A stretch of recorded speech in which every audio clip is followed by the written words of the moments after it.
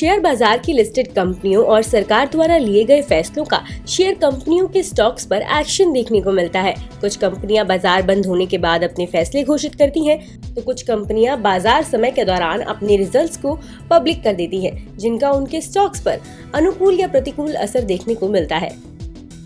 आज यानी 3 अगस्त को Lupin, Adani power, InterGlobe aviation, Vodafone Idea, Aditya Birla capital, Adani transmission, Adani Wilmar और टाटा कॉफी आदि कंपनियां फोकस में रहने वाली हैं, क्योंकि ये अपने जून तिमाही के नतीजे जारी करेंगी।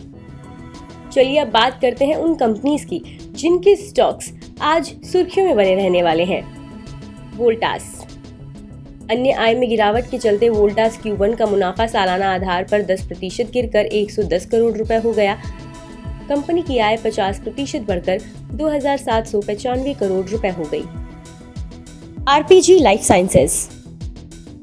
कंपनी का Q1 मुनाफा 34% सालाना बढ़कर 18.21 करोड़ रुपए हो गया।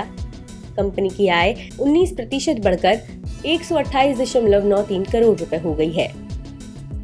Lemon tree hotels. Lemon tree hotels ने सालाना आधार पर घाटे के मुकाबले पहली तिमाही में 13.57 करोड़ रुपए का मुनाफा दर्ज किया।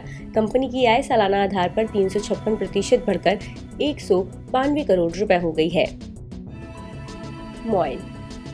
मॉयल की पहली तिमाही का मुनाफा सालाना आधार पर 66.3% बढ़कर 102.78 करोड़ रुपए हो गया।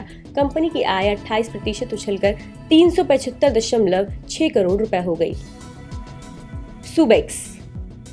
जियो प्लेटफॉर्म ने अपने AI ऑर्केस्ट्रेशन प्लेटफॉर्म हाइवरसेंस के लिए सुबेक्स के साथ साझेदारी की घोषणा की। ई-क्लर्क सर्विसेज।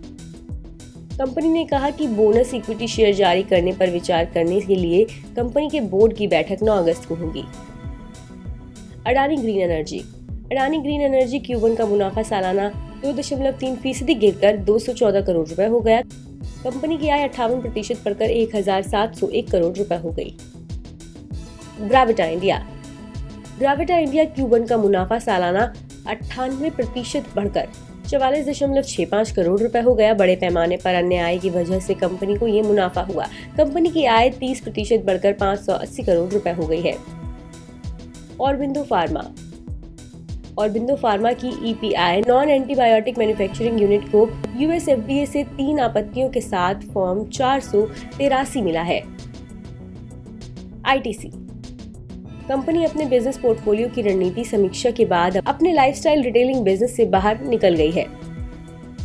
बता दें कि यहाँ मुहैया जानकारी सिर्फ सूचना हेतु दी जा रही है। मार्केट में निवेश बाजार जोखिमों के अधीन है। निवेशक के तौर पर पैसा लगाने से पहले हमेशा एक्सपर्ट से सलाह लें। मनी कंट्रोल की तरफ से किसी को भी पैसा लगाने की यहाँ कभी भी सलाह नहीं दी जाती है।